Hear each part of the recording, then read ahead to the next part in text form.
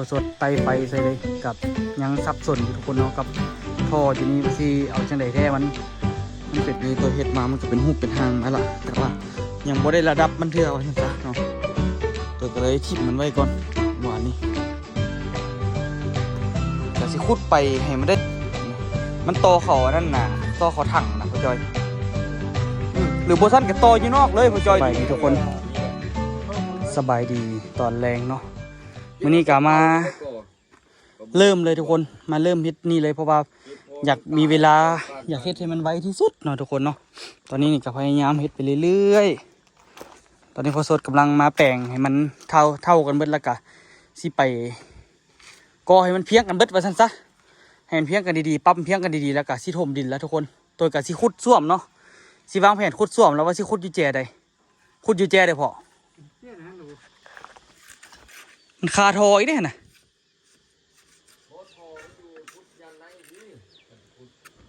ในเด้ทอนี่กับกระเทินอยู่เนี่ยแถววะได้เฮ็ดติดอันนั้นแหละได้เฮ็ดติดอันน่ะติดฝาเลย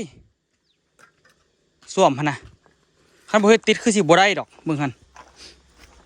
นี่ท่อตัวนี้น่ะมันแล่นยาวนะทุกคนบ่หัวมันบ่ท่อนี่มันวิดเลือดตัวฟุตมันนี่วิดเลือดแบบนึงโอ้มันอยู่อย่างนี้น่าจะได้อยู่เดี๋ยวค่อยๆขุดเอาย่านสิซับอีกซับแล้วบานอีกน่าจะให้ทุกขุดแถวๆนี่แหละเที่ยก็เห็นนะทอเมมันอยู่ทอเมมันอยู่ทึ่งคนบ่ถือพอสุดก่อนนี่มันมีท่ออันนึงต่อไปนี่นะพ่อจอยมีท่อนึงต่อไปนี่นะว่าเขาแยกซื้อโอ้สุดก่อนนี่ก็ต่อยคานอันนี้ก็เกือบถึงท่อได้นี่หน้ามันไปนี่เด้แยกท่ออยู่มันมีท่อไปนี่อีกทุกคนมันแยกไปนี่เด้ป้าโถลูกคนขี้เคี้ยวหาก็เห็นนะแล้วเขาก็ยับเดี๋ยวค่อยๆเคลียร์เอาเคลียร์ยินท่อเลยยับซื้อเครื่องเลยเอ็มซื้อขนมมาเดี๋ยวอันนั้นนะทุกคนเอาเล็กอยู่หันเดี๋ยวนี้ได้แต่2 คานทุกคนน่าจะได้คานนี้กับคานนี้เนาะเหลืออีกนับกันก่อนเด้อในนี้อันนี้1 2ตัวนี้เนาะ3 4 5 6อันก็ถึกอยู่ซื้ออีก4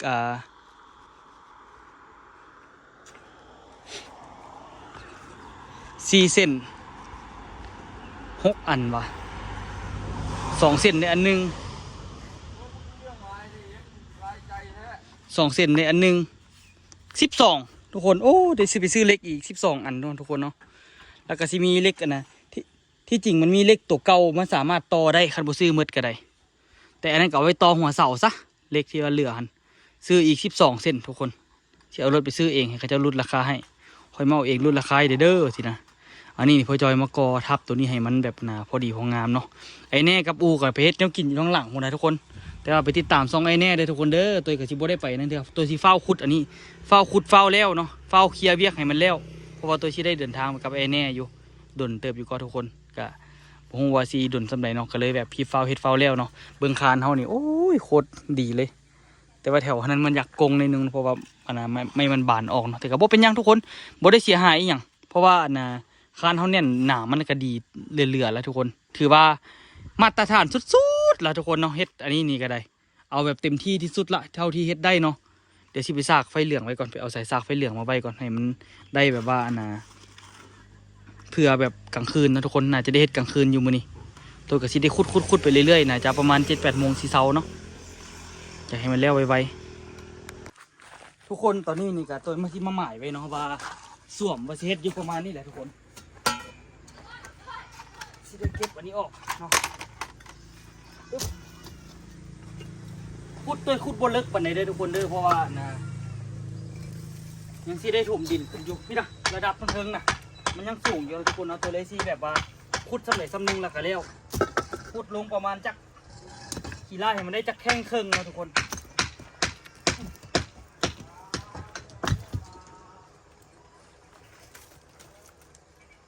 ขี้ปูนบ่เป็นไร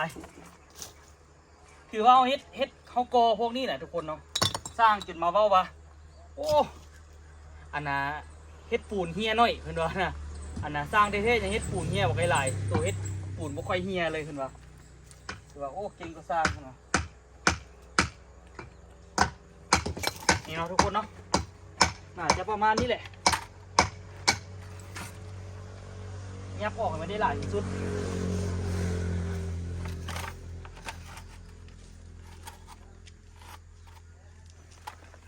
เท่าไรตัวเองน่ะ แมทซิป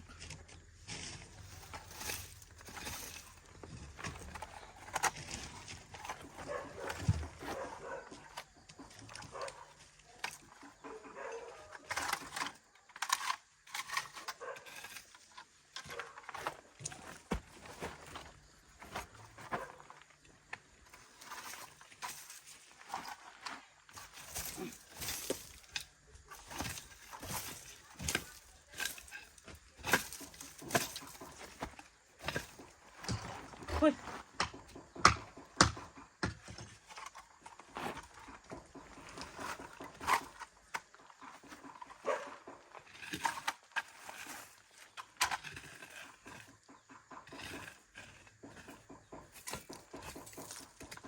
มานี่แหละทุกคนตัวนี้ตัวกะว่ามันได้แล้วจ้ะที่บากๆเลย เวลามันน้อยทุกคนตัวเลยได้เสียสละแดเนาะ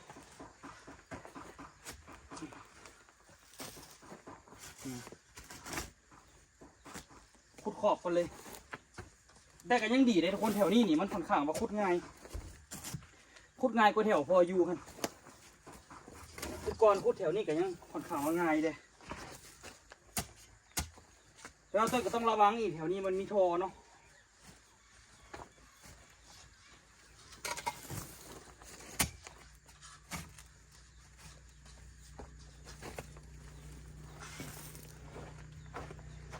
เอ้นี่กับอูยูถึงตู้ผมเลยทุกคนเด้อตัวหันที่เพชรอันนี้เนาะเล็งมือตัวนี้มาได้ทุกคนเด้อมาช่วยกันยังกินกันยังเอื้อนยังเฮ็ดเวียกกันได้เอื้อนก่อ ท่อยืดหูท่อยันถึงท่อ ถึงสิเลย ท่อยันถึงนี่ว่ะ เราน่าจะประมาณเบื้องแล้วมันน่าจะประมาณนี้แหละบาง เบิ้งนี่ก็หัวก็จะเห็นนะอยู่นั่นต้องเป็นแก้มจะเห็นก็ เบื้องมันออกทางนี้มาเอาเห็นก็ทางนี้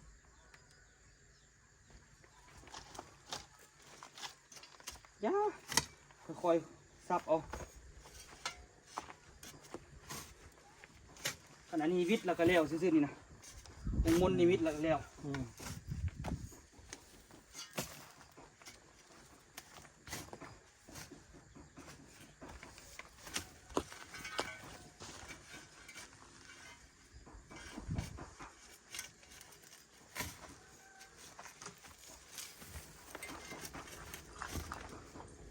ว้ายเนียนบ่วะคือว่ากึกๆวะเรียบร้อยเอ้ยขนาดระวังดินี่ เลยอยู่ถึงอยู่ แต่ยี่เธอเด้อปะเนี่ยมาอยู่นี่ล่ะเสียบตัวก้อนนี่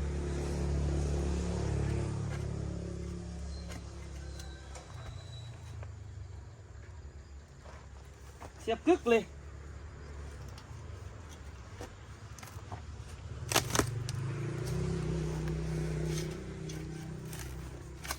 แต่จะแก้ไขแล้วได้อนี่ต่อออกไปทางอื่นแล้วเนาะต่อโค้งคุณบอก จะเป็นของว่ามาโตมาถึงกันแล้วก็ของ อ๋อ ว่า มันต่อมันมาปีนี้มันไปในมันแสกขวา มันอยู่นี่นะลูกกลางแท่งเลย เอามันต่อไปที่นี่ว่าวัดหาตัวแม่ลุงแม่มันอยู่ใส่ ตัดทิ่มแล้วก็ได้พอตัวดิยุ่งขนาด พอที่นักคอแต่มันยืนไม่ได้เลยต่อพอส่งออกมานี่นะครับส่งออกมานี่มันต่อออกจาก ธรรมดาต่อออกนอกเงินไม่เลย มันมีตัวแม่ตัวหนึงนะอยู่นี่ไม่ใช่เลย กลับปักเรียบร้อยละที่จะมาอยู่แถวนั้นผู้สาวค่อยๆเหยียบ ลูกก็ยับมาพี่เลยยับไปเนี่ยยานนี้เอาตัวนี้มันบ่ได้เลยยับมาพี่ถอนอยู่นี่ยับมาพี่โอเคมันอยู่ยับมาพี่ มันไปพุ่นบ่ได้ การกินเลย เอาบ่ซันลูกก็ไปจอทั้งนอกพุ่นก็ได้ทางน้ำเชียนะ ยับเอาแต่ว่าตัวนี้นี่ได้แปลงแล้วนี่มันเข้าท่อแล้ว อับซันออกมา ได้ขอต่อเอาแต่ว่าบาดมันบาดงามอยู่ ได้เด้พอจะเป็นพุ่นก็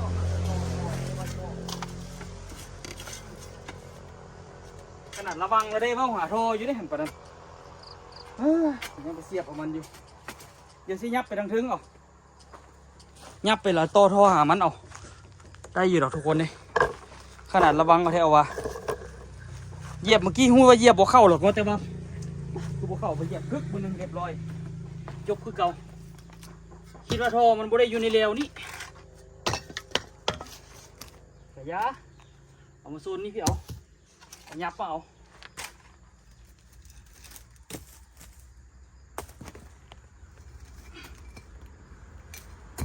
กะเอาสิได้คุดยาวๆแล้วก็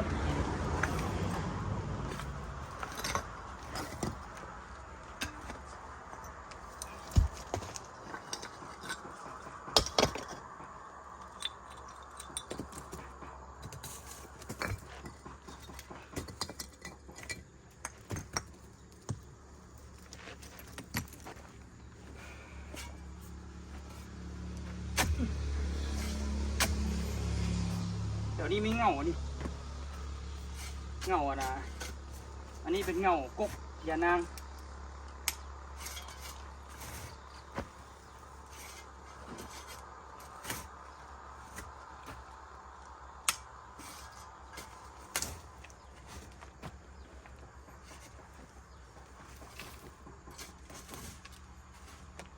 แต่ว่าเหยียบเข้าดีอยู่ทุกคนแถวนี้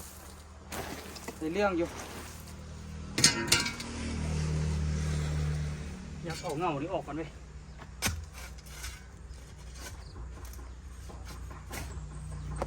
เดี๋ยวนี้ผมมีโทรแล้วทุกคน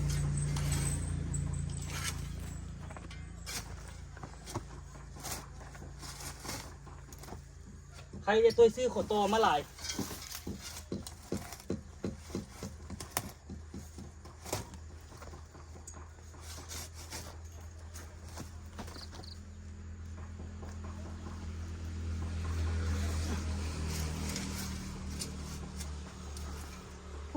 สุดยอดเลย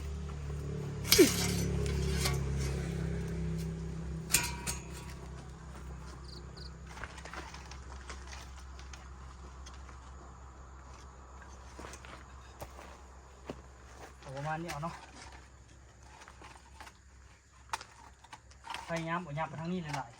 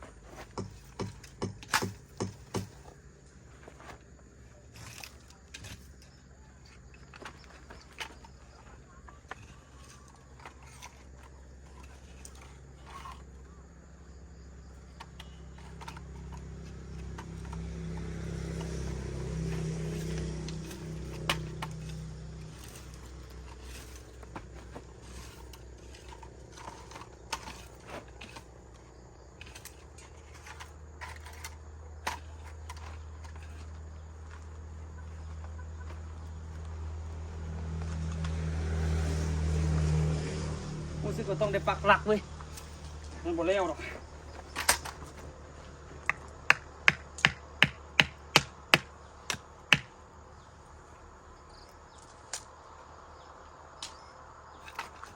งัดเงาที่ออกกันก็ไปแล้วนี่ค่าหนึ่งอยู่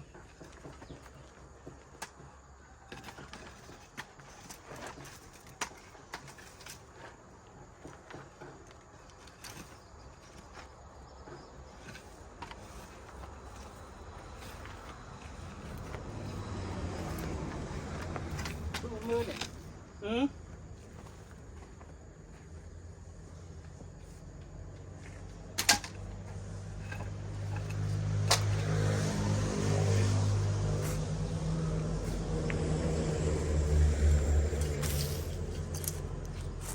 ขุดบนใหม่เลยทุกคน ให เนี่ย ญ่ท่อบ่ได้ตัว ฮะ ใหญ่ท่อบ่ดี ใหญ่ท่อก็ได้แต่ว่าเดี๋ยวหู ซับทิมก้อนแล้วก็เอาเมี่ยงยัดไปก้อนแล้วก็แล้วแต่มือหน้าจึง จีใหญ่มันเอาเลยกี่ยับเอา คันว่าคุณเจอผีบ้านนั่นนะบ้านนั่นนะบนหัวบล็อกที่เขาป้อนลงนะมันจะบวกซื้อแล้วมันจะติดได้เสื้อทอตัวบนตั้งทีบนทีมันเลยมันตั้งทีตอนนี้ทีมันเลย เป็นแห้งยักษ์เลยนะ วันนั้นขี้มันกับตัวหูกับตัวลุงมัน เพื่อนธนบ้านเนี่ยขึ้นจากเฮ็ดเด้อน่ะเรียนธรรมดาเรียนเนื้อขึ้นจากเฮ็ดว่าสวมที่อยู่ประมาณสวมที่อยู่นี้เพื่อนจากเฮ็ดน่ะที่จริงน่ะจากเฮ็ดสวมอยู่นี่เราบนนี้บนอาบน้ำเพื่อจะเฮ็ดกอบอ่ะนะแนวขันน่ะนะขันโอ้เพื่อนจะขันบ่เฮือน้ำมันออกมาน่ะเพิ่นบ่มักสวมบ่มักห้องน้ำมันแห้งเพิ่นบ่ได้ขันหลายเพิ่นขันบางน้ำซื้อบ่เฮือน้ำมันมาซื้อๆขันประมาณนี้น่ะเฮ็ดบล็อกสูงประมาณนี้น่ะจากสวมน่ะ บนห้องบนนอนที่สุด เด้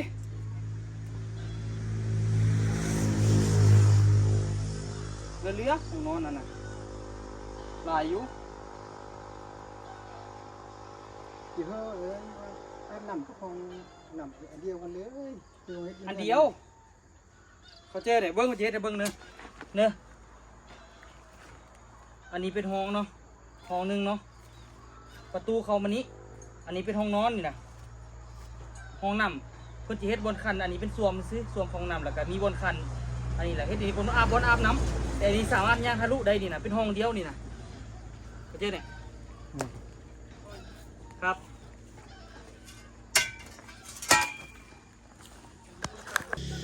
สวยซ้ำสวยซ้อนทุกคนเลยพอมาขุดเบิ้งเกือบแล้วเห็นบ่ตัวจะขุดห้อยเก่างัดใส่ตัวนี้อีกทอไปนี้อีกต่อหูแล้วนะเอามีทออีกอันหนึงคือสิยับมานี่เอายับปากให้มันวิดทอตัวนั้นพร้อมหลายทอขนาดเดี๋ยวนี้นี่ส่วนสิได้ขุดบ่เป็นธรรมดาได้นี่นะจะตัดทอหลายทอเติบได้นี่ใจแค่อยากฮื้อมันออกเบิดนี่ทออยู่กล้องนี่เราติดตั้งใหม่สิต่อไปทั้งหมดหยุ่งขี้อยู่นี่คุณอ่ะเบิ่งอันนี้นี่ก็ซับมันเท่านึงละแต่แท้บ่อยากให้ทอมันอยู่ทั้งกล้องเงินเลยยากกว่ายากตอนนี้พอสดไตไฟใส่เลยกับยังซับสนอยู่ทุกคนเนาะกับท่ออยู่นี่ว่าสิเอาจังไดแท้มันเป็นมะยุมะยะอยู่เป็นสองวองแซงแวงอยู่เดี๋ยวนี้นี่ก็เลยแบบงงๆอยู่แม่นเลยมันมีสองท่อเหมือนกันไหมจัน เอามันมานี่ละต่อมองนี่ละไปฮันเดย์ แล้วซีจังไดบัดนี้ มีแต่ตัดออกนั่นแล้วก็ปิดเลยแล้วเขาก็ไปเอาหั่นไปเสื้อตัวนั้นแล้วก็แล้วออกนอกคุณ ท่อนี่ก็ทิ่มมีเลยว่ะ ไปที่มาแล้วเลย ซื้อไม้เสียวเนาะ ไปซื้อแล้วก็มาตัดหั่นออกไปหั่นเอานั่นออกไปหั่นมันทึกมองมันคุ้มเลย ตัวนี้มันคอแยกมันนี่นะ เข้าใจพยายามขุดอันนี้ มันอยู่นี่บ่ ดุมทึกออกคุณน่ะ ฮะ ดุมนอก ท่อแม่อยู่นอกอันนี้ท่อต่ออันนี้นี่นะ ก็แสดงว่ามันยิงมาจากโทเมมันพุ่นโทเมมันเดินเนี่ยพี่ เออ ก็แสดงว่ามันขอต่อซื่อๆนี่นะต่อเลยก็แล้วนี่นะ อันนี้ตัวต่อไปก๊อกซื้อนั่นนี่นะ ก็ต่อไปกอกลูกก็ตัดทิมลูกก็ขุดเอาแล้วลูกก็แซกออกมาทั้งข้างนี่ขันจากต่อนะ บ่ ว่าสั่นเลยเอาขึ้นมาก็ได้ต่อขึ้นมานี่อยากเรียบฟ้าเนี่ยกระทุมเลย จะเอานอกคุณเลยไปคุณเลย มันต้อง พุ่นเจ้า คัน เทียทอตัวนี้ไปพุ่น คันสิต่อโค้งนี่มันก็นั้นเอาต่อโค้งออกแก่นี่เอา ได้นะลูกต่อร้อยหนาดินพ่อวิทย์บนลูกคุดนี่นะหรือว่าต่อเรียบไฟฟ้าก็ได้นะมานี่นะ ลอยดอกมันต้องเรียบฝา เรีบ ลอยบ่ได้ นะ ลอยบ่ได้ เรียบฟ้าเลยก็มานี้ เรียบฝาได้อยู่ ลูกคุดเลยนี่ เพราะว่าตัวนี้นี่มันน่ะนะมันต้องได้เรียบฝาอย่างเดียว เอาไปเพื่อเจอออกนอกเลยน่ะ เอาเรียบฟ้า ออกนอกก็คือว่าเสียดายเท่า ต่อตัวนี้นะ ยาเท่าเอาเรียบออกกันออกข้างกันละจึงต่อสองอันเอามีแต่ขอต่อมาเอา ขอตองอสองอัน มึงเลือกเอลหนึ่งตัวไป ขอตองอ สองตัว สองตัวขอตัว3 ทางเอาหยุ่งอยู่เนาะตัวนั้นก็ต่ออีกตัวนั้นก็ได้เห็นตัวไหนก็สิเอาหมองนี่เลยทุกคนตัดทอเอาตัวใดถือก็ตัดตัวใดถือก็ตัดรถเฮ็ดกลางค่ำกลางคืนเลยก็ทุกคนเลยเดี๋ยวนี้นี่ถือตัด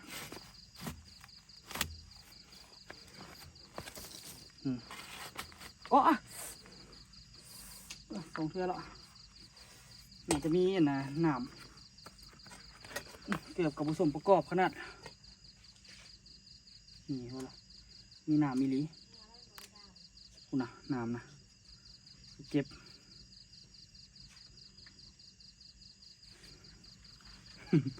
มึงเกือบก็ได้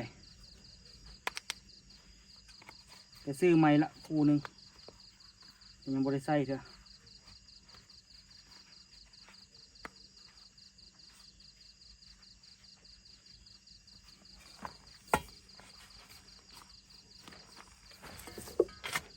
เดี๋ยวตัวชี้หิบตัดท่อตัวนี้ออกก่อนยุ่ง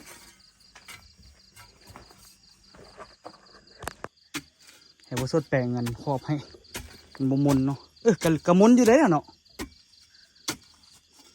มุนอยู่ก่อนล่ะบ้านบ่มนมันมนอยู่เพิ่นเบิ่งผิดทางซิเมื่อกี้นะไปเบิ่งขางหนาดมันคือบ่มนเอากลางคืนนั่นนี่แหละก็ทุกคนนี่ฉันบ่แล้วเนาะ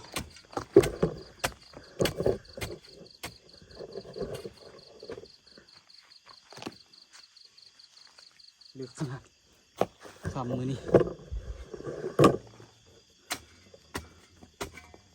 ณนวงเนาะทุกคนเดี๋ยวผู้สดสมแกมเราตัวก็สิจักของลุมเลย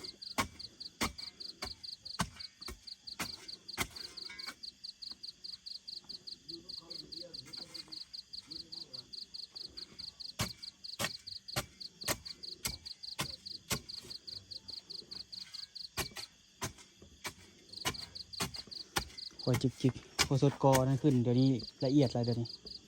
กอตัวปอกตัวนั้นขึ้นเนาะเดี๋ยววันนี้ตัวชิคุดอันนี้เห็นมันแล้วเลยเห็นมันได้ เอาต้องมีต้น ให้มันได้ตามมาตรฐานแล้วก็ อื่นมาให้ จังสิแล้ว หมดเลย เศร้าแล้วทุกคนเบิ่งสภาพตื่นมาแล้วกับมานี่เลยเป็นเมื่อยเมื่อวานนี้งึดขนาดเรียกสมันหนึ่งเมื่อยปวดแขนปวดอย่างแทนที่กับไปยืดเลี้ยงกับซ้ำไหนซ้ำหนึ่งซื่อ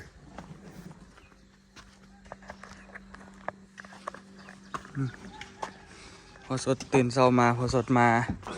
ผสมปูนถ้าตอนนี้สั่งบล็อกน้ำเขาเจ้ามาอีกละ150 ก้อนเนาะทุกคนฟังมาไว้พอสดมื้อนี้ตัวกับบได้อยู่นี่ก็มื้อนี้นี่ก็ได้แต่ว่านะสวมนี่ก็เมื่อวานนี่ก็ขุดไปได้ละเนาะ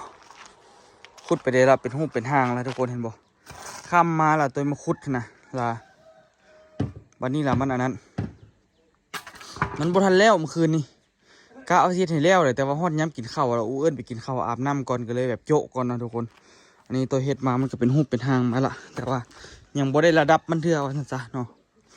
ตัวก็เลยทิ่มมันไว้ก่อนเมื่อวานนี้ก็สิขุดไปให้มันได้จักประมาณจัก1 เมตรนะทุกคนตอนนี้น่าจะได้ประมาณ20ปลายเซนอยู่ได้อยู่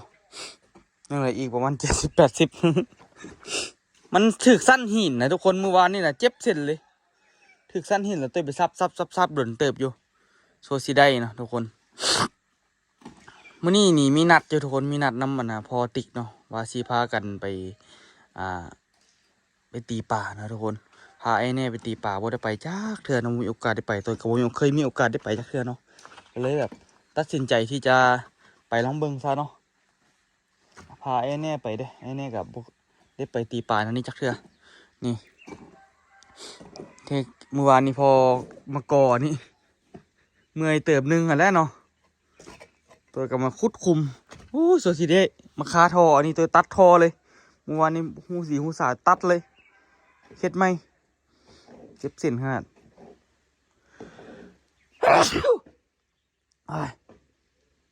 น้องพ่อจอยไปเอามัน รู้สึกสิเป็นไข่ทุกคนอยู่พี่ละว่าอากาศเย็นได้เย็นว่ะอยู่เวียงละว่าน่ะตื่นเช้ามาก็คือว่าธรรมดาอยู่พี่เรากันเย็นโอ้โหพอสิกอตัวใดแต่ว่าน่ะพอจิกอตัวเด้อพอมื้อนี้จิกอตัวเด้ออันนี้ก็ได้กอมันในนี้มาหานี่เสาร์นี้มาหานี่ก็ได้กอเนาะ ยังว่าตะกี้ก้อนเนี่ยต้นนี้นะ กอโอหรือว่าบกกอเนี่ยแต่ว่ามันก็แข็งเท่านี้แล้วล่ะอีพ่อกะกอตัวนี้ไอ้กอตัวนี้ไปหาตัวนี้ก็ได้นี่ เราคิดว่าบวกก็บริหารได้หรอ ฮะเนี่ยบกกอบริการกะกอไอ้สินะ ขั้นอันน่ะขั้นทับทึ่งมันชุดไทยนะ ยังขี้หลายกะกอจักกันนะขันก้อนหนึงมันก็จิบอยู่ตี้เวลาเอาดินถมพุ่นยานมันจิงอยหั่นน่ะ เบอร์เพราะว่าขั้นว่าน่ะขั้นบวกก็กะได้แต่ขั้นบวกก็บวกเฮ็ดข้านเลยขั้นเบอร์บวกเฮ็ดข้านทับทึ่งเลย เปียกบ่เฮ็ด ฉพาะอันน่ะตัวนี้น่ะแต่ว่าตัวนี้ไปหาตัวนี้เฮ็ดเพราะตัวนี้มันมีมันฮอดนี่เราเห็นนะ มีตัวนี้เราสิ แล้วมันคันว่าจีเฮ็ดข้านตัวนี้นี่แดกอ่ะตัวเลยก็หรือว่าจีทุ่มดินเราที่เฮ็ดข้านทับเลยนี่ เฮ็ดคานลอยเลยทีเดียวเฮ็ดคานลอยเลย บอกว่าข้านร้อยก็บ่แม่นละข้านอยู่ถึงดินทุ่มที่นี่แหละแต่บ่ได้ก้อทางลุ่มขึ้น ก็ลอยแล้วอันบ่มีทั้งลุ่ม ถ้าว่าข้านทางลุ่มก็มีดินทุ่มอยู่นี่ มันก็บ่ได้ว่าจิลอยมันไปแต่มันบ่มีกันนะกอมาแต่ลุ่ม ข้านร้อยนั้นบ่มีทางลุ่ม หรือว่าอยากกอขึ้นจากที่จริงกอกับบได้นักบได้หนาอย่างนะบนนี้นี่นะถามว่าเปลืองบอกกับเปลืองแต่ว่ามันก็แข็งแห้งหรือว่าจิสู้อันนี้ก็ได้อันนี้มันก็แข็งแห้งอยู่ละเพราะมันมีอันนี้นะทุกคนมันหับน้ำหนักได้ดีอยู่ละทุกคนมันจองกันได้ดีอยู่ละมันมีห่านเก่าพอจอยนี่นะมันเลยแบบว่าเฮ็ดตั้งแต่ก็ได้บอกเฮ็ดคานแต่คานทึ่งก็ได้มีแต่เฮ็ดอันนะทั้งลุ่มนี่เดเส้นภาคนี่เดภาคนี่เด ข้างนี้เลย ภาคนี่จิกอขึ้นจำเลยเนี่ย จำเฮ็ดข้านที่ข้านต้นคือต้นหันแหละ ทั้งนาเดทั้งนาก็ได้กอขึ้นอีก นาก็คืออีแล้วก็เทข้านนี่เก่าหั่นแหละสุดท้ายมันต้องมันเทข้านเบิ่นะสุดท้าย หรือต้นนี้เดบัดนี้ต้นนี้เด แต่ว่าต้นนี้ก็ต้นนี้เลยเพราะว่าน่ะมันคันว่าน่ะแล้วแม่นทุ่มดินขึ้นเราบัดสุดท้ายแล้วเฮ็ดข้านขึ้นแล้วก็แล้วหั่นนะแต่ว่าบ่ได้กลัว เนี่ยน่าเด็กก็ได้ เมื่อวานแอดมินบ่ได้บอกบ่ดอกตัวนี้สิกอลักกอเนาะตัวนี้ ตัวนี้กลัว กอแล้วร้อยตัวข้อสองตัวนี้กับตัวนั้นน่ะนะผมแล้วเขาเทข้อสองอ้อมเลยจับเลยหัวตีกับพวกนึงมันจะอยู่แล้วงั้นเป็นตัวนี้ตัวนี้กอถ้าได้คาดตัวนี้ซ้ำตัวกอโอเคแล้วนี่นะสำคัญตัวนี้นะ บ่เลยก็ฮอด ว่า ถึง กอขึ้นฮอดถึงเฮ็ดได้ ก็ แฮง ฮอด ดี ถึงแล้วก็ได้เทข้านคือต้นพุ่นแหละ ก็ได้สิเป็นยังบ่เท่ก็ได้ ซื้อเครื่องหมด อยากบ่อยากเขาก็เท คุณซื้อเครื่อง อยู่แล้วนะนี่นะ ซื้อเครื่องเห็นเด ไฟบ่ลูกจักหน่อยลูก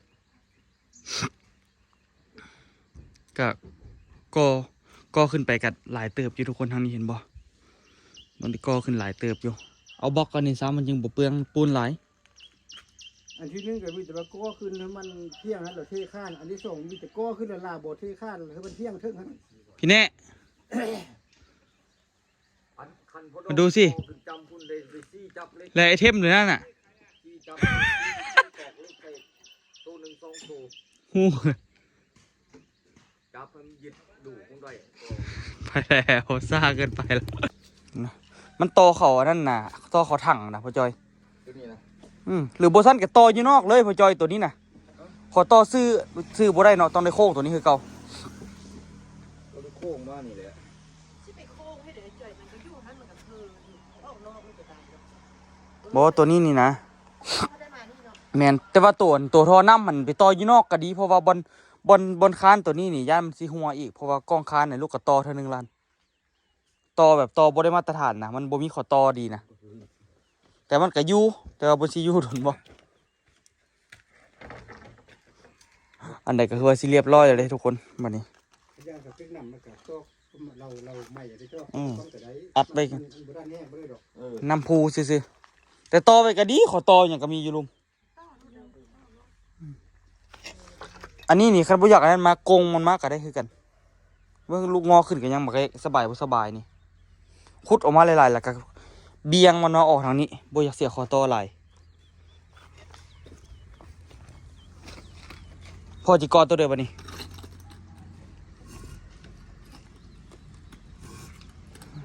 คอยเถอะละอันนั่นแหละเดี๋ยวตัวสิคนบล็อกให้ก่อนคนบล็อกไว้ให้เพราะว่าตัวสิได้ออกไปนอกมื้อนี้เอาไปแน่เจ็บมือเตัวทุกคนบล็อกนี่ก็ได้บ่ใส่ถุงมือนี่ยุ่งใส่ถุงมือได้ไหมพ่อทุกคนใครที่มักจะมีก็อย่าลืมฝากกดไลค์กดติดตาม2ตัวโย2รอบพาเลาะเด้อบ่ฮู้ว่าสิมีเวลาทันมาขุดตัวนี้บ่ไว้เจอกันคลิปหน้าทุกคนอย่าขุดให้มันแล้วอยู่